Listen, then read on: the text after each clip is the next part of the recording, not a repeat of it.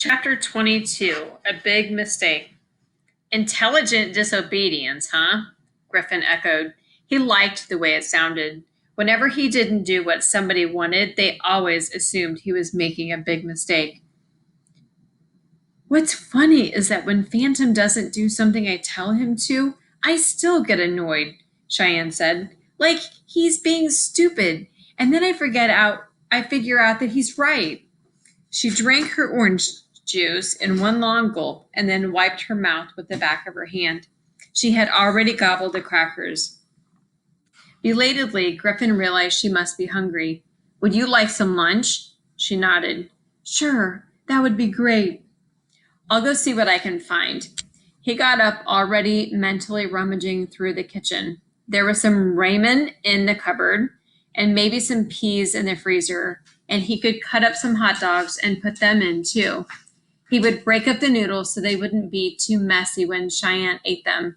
He thought he would tell her how ramen was kind of like stone soup because it was only good when you added a bunch of stuff to it, and maybe she would laugh, or at least smile. While Griffin was digging through the fridge looking for eggs, TJ came in. You making something to eat? For our guest. Got enough for TJ? Griffin didn't like to say yes about anything to TJ, but he couldn't think of a good reason to say no. He nodded. As TJ went down the hall to the bathroom, Griffin took the pan off the heat and added more water so that the food would stretch further. It was only as he was slicing the hot dogs over the pan that his brain translated the sounds he had heard. It hadn't been the door to the bathroom that had opened, it had been the door to his own bedroom. TJ was alone with Cheyenne. Griffin dropped the hot dog as well as the knife, although later he thought about how he should have taken it. He ran down the hall and flung open the bedroom door. TJ was leaning over Cheyenne. Her back was against the wall, her knees drawn up against her chest, making a barrier between them. Her eyes were narrowed in concentration, and her lips were pulled back from her teeth, like a dog silently snarling. TJ had one knee on the bed and both of her wrists in one fist, pinioning her to the wall, and he was trying to take off Cheyenne's coat with the other hand. With a roar, Griffin launched himself forward. His fist landed on the side of TJ's head. TJ fell on the bed and rolled over on his back, howling. His cap had fallen off and slid down his skinny ponytail. What the heck do you think you're doing, TJ? Griffin shouted. He had been afraid of what TJ would do to Cheyenne, but he wasn't as worried about what TJ would do to him. TJ always knew when to put his tail between his legs, and right now, Griffin was ready to kill him. Cheyenne scrambled off the bed. She tried to run for the door and fell when the cord around her ankle yanked her back. Griffin leaned down to help her up, and she clawed him. It's me, he said, but Cheyenne still pushed him away and then got to her feet without anyone's assistance. She squeezed herself between the bed and the desk until her back was against the wall. She was panting, but she wasn't crying.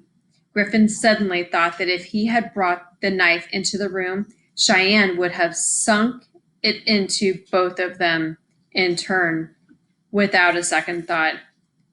Just what do you think you're doing?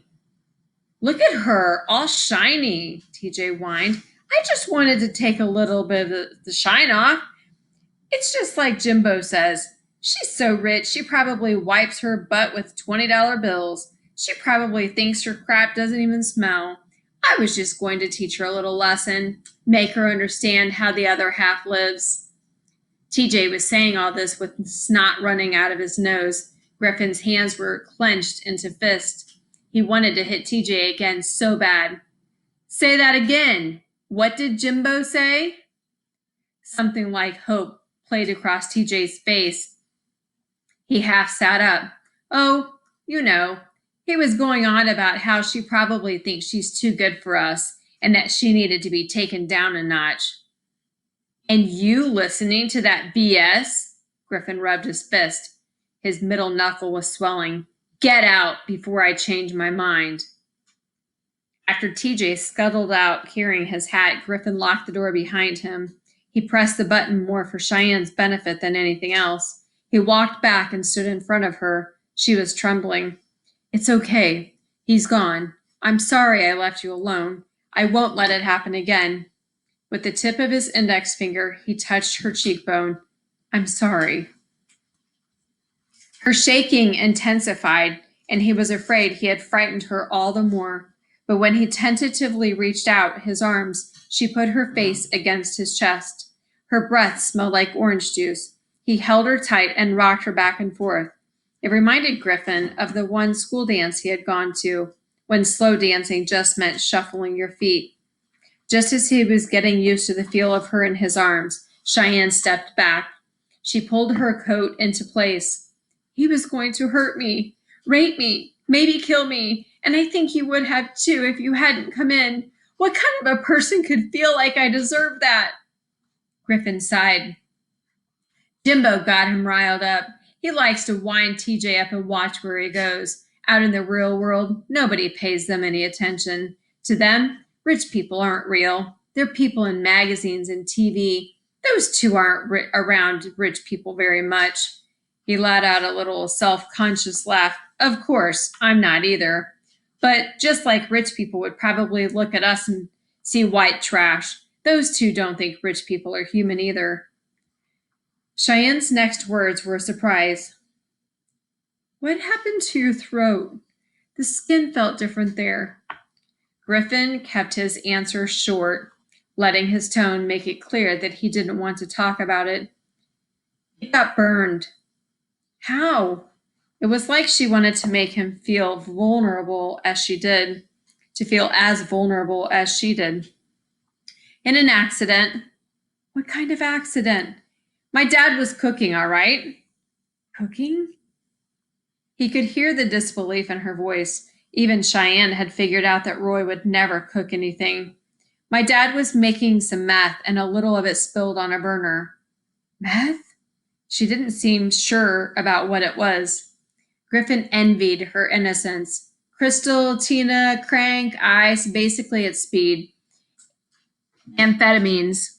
You used to be able to make it with stuff you could get at the grocery store. That's how my dad made extra money before they started locking up some of the ingredients. Then he lost his job and switched to stealing cars. So to make it, you have to cook it? Yeah, it smells terrible, like cat urine.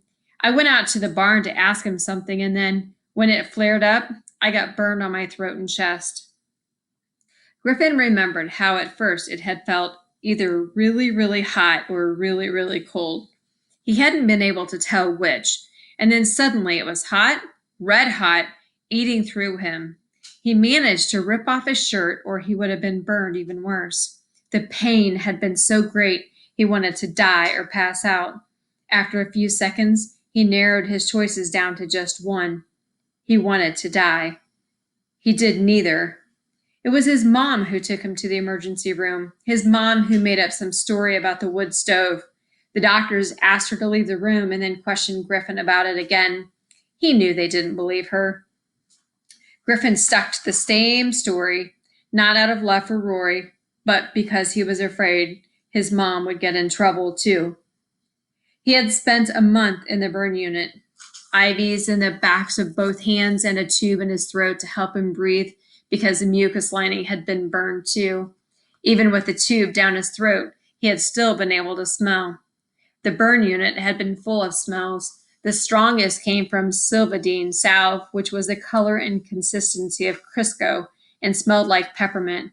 Twice a day, the nurses spread it over his oozing burns, and underneath the Silvadene was another stench, sweet and rotten.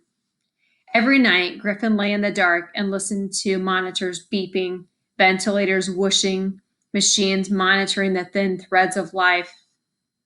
He heard other patients pleading, praying, screaming. Most of them frightened him. One was a homeless man who had been set on fire by bored teens. Another was a boy, only a few years older than Griffin, who had tried to kill himself by soaking his clothes with gasoline and lighting a match. And there was a little kid, 2 or 3 years old, who had tugged on the cord of a deep fat fryer and pulled it over on himself. One woman had been burned in a car accident. She had died on the third day he was there. In Griffin's nightmares, the nurses in their blue plastic gowns, rubber gloves, and paper bonnets were again wheeling him to the debridement room to scrub off his dead flesh with wire-bristled brushes. Even after his burns healed, he was reminded of them constantly. Every morning his fingers traced the red, hairless scars when he soaped his chest and neck in the shower, or touched the shallower scars on the insides of his thighs where they had taken the skin grafts. Strangers stared at the shine of the tight skin on his throat. Every touch, every stare brought it all back. The lights, the screams, the whispers, the smells. When he was out of the house, he wore his shirts but toned up to the neck. He wore his shirts buttoned up to the neck, but people still noticed the scars. His shirt collar didn't hide everything, and once people noticed, most of them couldn't stop staring, whether it was in a movie line or at the grocery store. Some looked at him quickly. Some looked at him and quickly looked away. Some pretended not to look and then stared if they thought he hadn't noticed. And a few made a point of meeting his eyes and smiling, like he was some kind of a retard or a dog who might turn on them. He hated the smiles worst of all.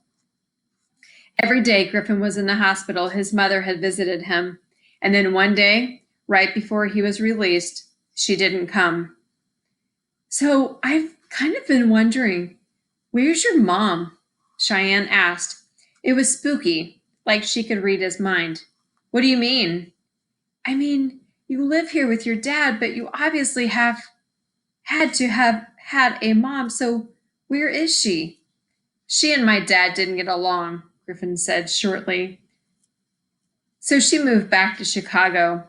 That's where she grew up. She used to tell him stories about Chicago, about the lake in the summer and the wind in the winter. Roy didn't like to hear them, so she only told them when he wasn't around. When Roy finally came to visit Griffin in the hospital, he had told Griffin that his mom had left. She had fought with Roy about the drugs and said she had had enough and she had left. Roy was expressionless when he broke the news. It wasn't until he got home that Griffin could see that his dad really had been experiencing emotions. First, anger. There was a great deal of broken furniture and dishes, and then despair. He hadn't cleaned up anything. Griffin had thrown away the shards, straightened up what was left, and gotten on without speaking about it, just as he had with his burns, just as he had when his mother never wrote or called. He had Googled her a few times at school, but the few Janie Sawyers he found were never the right age. Cheyenne was quiet for a long time.